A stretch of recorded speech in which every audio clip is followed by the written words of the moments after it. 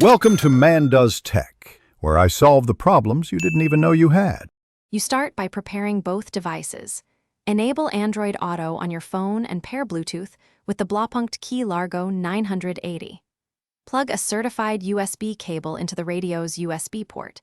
If your phone supports USB-C to USB-C, use that for best power and data.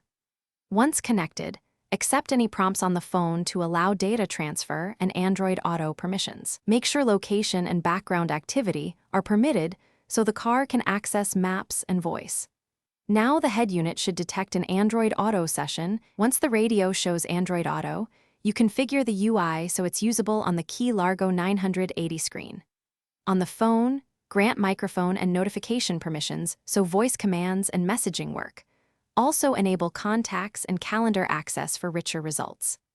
On the Blaupunkt unit, switch the input mode to Android Auto or Auto Link, and if available, run touch calibration to align taps. Adjust screen timeout and brightness for day driving. These steps prevent missed taps and ensure voice works reliably while you drive. To finish, validate core functions. Start Google Assistant with voice or tap, run navigation to a nearby address, and play music from your chosen app. If Android Auto fails to start or drops connection, first restart your phone and the Blaupunkt head unit. This clears temporary USB or Bluetooth faults.